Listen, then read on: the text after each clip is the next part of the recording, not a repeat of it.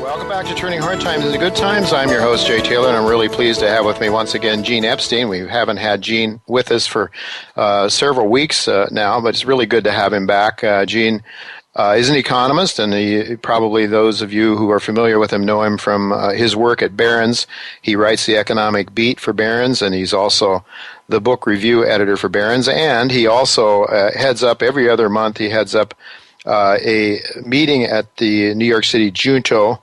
It's at 20 West 44th Street between 5th and 6th Avenues, and Gene does an excellent job there of pulling together discussions and also overseeing debates, and I'm really looking forward to the one that he's going to be overseeing this coming Thursday.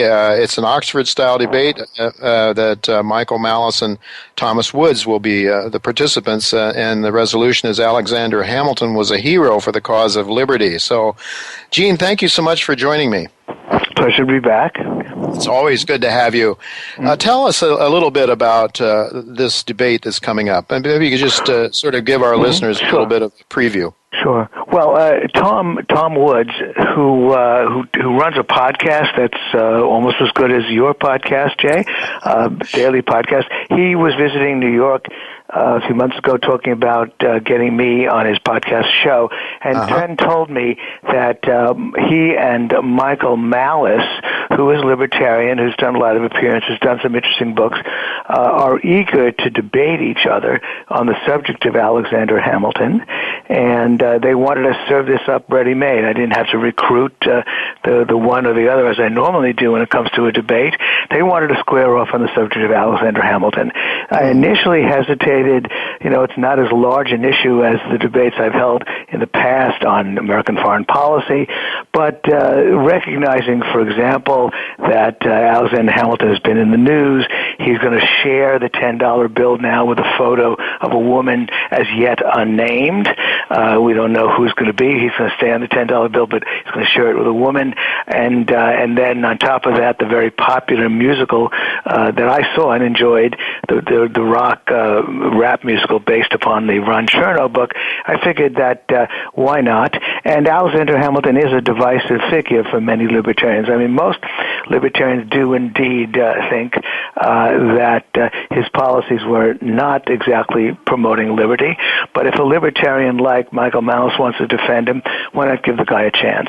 So that's how we ended up debating Alexander Hamilton. I think it should be fun and informative for anybody who attends. And again, as I believe you indicated, it's an Oxford-style debate so that you get to participate. The resolution is, again, Alexander Hamilton was a hero for the cause of liberty. So, and you vote initially for the resolution, against the resolution, or undecided. And then you listen to the debate, and then you vote again. And if your vote might change, and whoever moves the needle in his favor wins the debate. And that's what we did before. We debated anarchism, by the way, anarcho-capitalism last time with Richard Epstein versus Michael Huemer. Michael Huemer, who advocated anarchism, anarcho-capitalism, picked up a few percentage points, but actually Richard Epstein, who's a classical liberal, picked up many more points and thus technically won the debate that time. We'll see what happens this time. Well, it's very interesting. I guess, in all honesty, those of us who go there should really search our souls and try to keep an open mind about things. But I can tell you where my bias is, Gene, and I find it very difficult to believe I can be persuaded. But I'm going to try. I'm going to try to listen to the other side. No, indeed. So I can imagine. I will confess, even though I'm going to be moderator, but I'm going to certainly be fair to both sides. I read Hamilton's Curse by Tom DiLorenzo, and it's difficult for me to imagine that you could argue that Hamilton was a hero for the cause of liberty. Maybe you could claim, he was a reformer in certain ways, that not everything he did was terrible, but Michael Malice will be taking on a very heavy burden, and I know he's a mischievous guy. He's been made most famous because he discovered all of these documents that were the autobiography of Kim I'm not going to pronounce it right, I guess, Kim Il-sung, the premier of North Korea, and he's published a book on that subject and on the horrors of North Korea. He was a Cato intern. He's got a lot of pedigree as a libertarian, and he's a very imaginative debater. So at the very least, it should be a fun evening and possibly somewhat informative. Fun evening, and and the price is good. The price is right. It's free, so people should really, if you're in the New York City area, please go. Try to attend. I think it will be a very, as Gene says, very entertaining and a fun evening. Paid for by the philanthropist and legendary trader Victor Niederhofer. Yeah, it's price of admission is worth it just to go there and meet up with Victor. I think sometimes he's quite a character, and and look, you and I are quite a character too, and meet up with us too. So well, I don't know that I could be anywhere nearly as colorful as Victor Niederhofer. He is one of a kind, and we're very thankful for him. You and me both. Take a back seat to Vic. All right, Gene, here's another issue, and I think it would be a good one sometime for the New York City Junto, and that is resolved that World War II got us out of the Great Depression. I'm quite sure I know how you stand on that, but there seems to be sort of a conventional view of that among people that are not necessarily economists, but you just hear people say it all the time that what got us out of the Great Depression was World War II. We're continuing to have I think even you're one of the more optimistic people I have on my show, Gene. But even you would agree that we haven't seen the kind of growth globally and certainly in the United States that we've been used to in the past. And so there does seem to be more and more geopolitical tensions growing around the world, and that maybe some of that might have to do with economic issues and so on and so forth. I think economics almost always are somewhat involved in wars. But in any event, what would be your remedy now for getting the economy back on track? I don't believe that you would suggest a war is the right way to go. Oh, of course not. Well, first of all, Jay, let me say I'm slightly taken aback. I love and admire you, but please don't do me a disservice and say that I'm so optimistic. I insist on the point, and keep insisting in my column on the point that my so-called optimism is only that the economy will probably muddle through, that it might do 3% growth, and I keep trying to put that in context and emphasize that this has been the slowest expansion on record under Obama. The next slowest expansion, by the way, was the previous one under George W. Bush. So it's a bipartisan point, but still under Obama it's even been worse, 2.2% as conventionally measured. And and my so-called optimism is only that it's possible we may eke out 3%. Now, we've never on every other expansion, even including the George W. Bush expansion, we've had a couple of years of 4% growth. But that does not seem to be in the cards for this expansion. And those percentage points, I know as Austrian economists we balk at these macro numbers, but still they have some value. A percentage point or two every year compounded amounts to a lot of wealth foregone. So this has been pretty pathetic. And I believe that it's traceable to the decline in the Economic Freedom Index since 2000. The Economic Freedom Index, as compiled by the Fraser Institute in conjunction with the Cato Institute, is for the U.S. Increased fairly steadily from 1970 through 2000.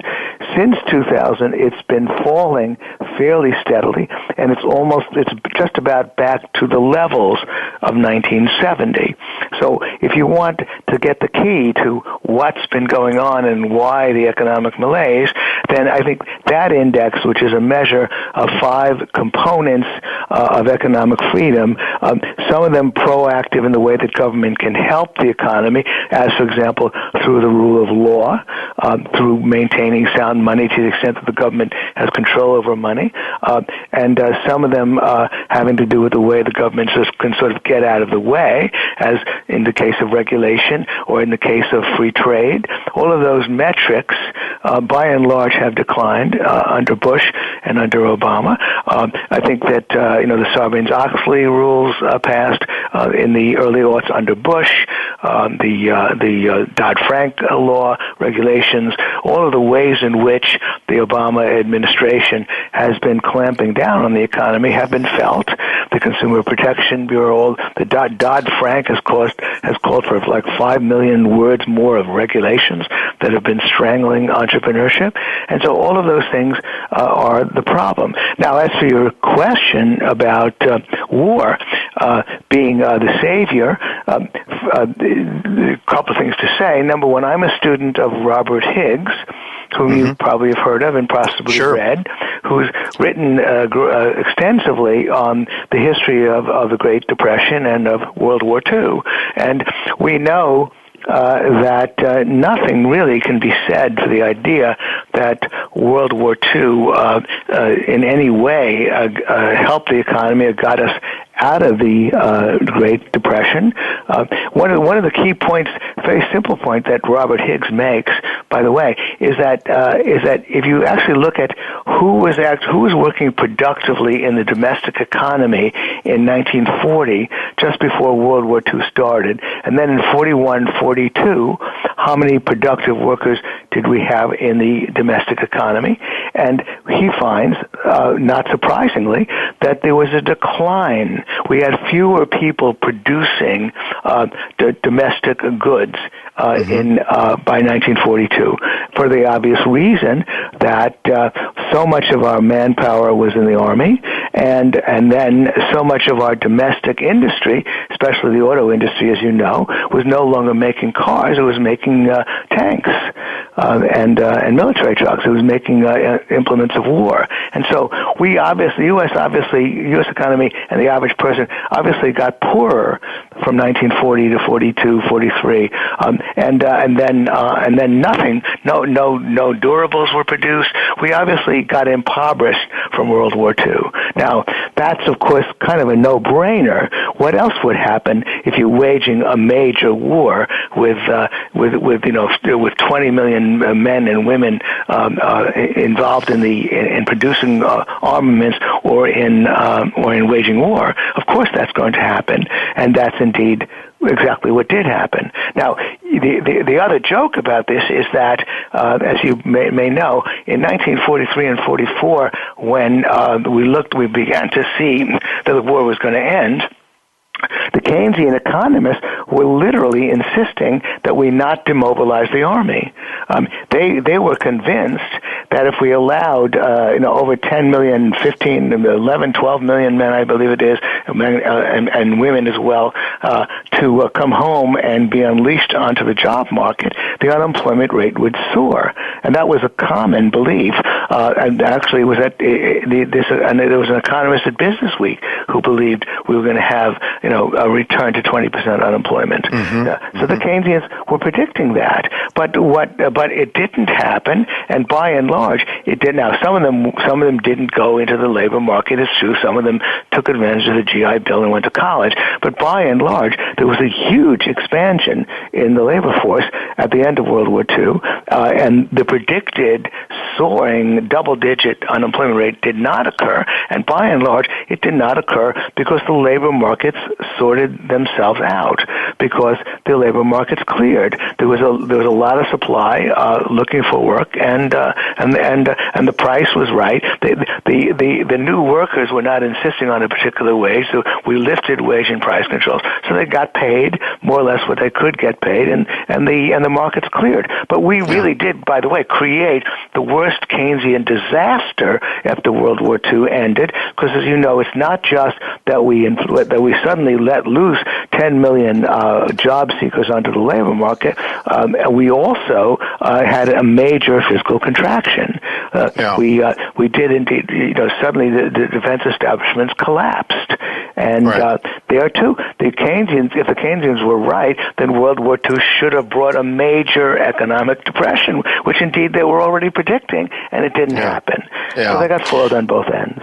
Well, you wonder, Gene, now to what extent we would allow the workers to come back and get what the market would bear, or we'd force, if we wouldn't, the politicians wouldn't try to force people to pay more than what the market would bear. So, I wonder, right now, what things would be like if we reduced our military, the number of men and women in our military. I don't know. I have no doubt, as you do, I'm sure, I have no doubt that if the free markets were allowed to operate, they would operate very well. But we're not allowing them to such a great extent. Gene, you have a lot of great ideas. There's also some ideas about taxes we don't have time to talk to you about. Maybe sometime in the near term you had some very interesting ideas that you passed along to me. Maybe sometime very soon, or I would say that people should really read Gene's column in Barron's every week, because he always comes through with some great ideas and some good statistics on what is really happening in the economy as opposed to what we might be told is happening. So thank you so much, Gene, for being with us. I look forward to seeing you on Thursday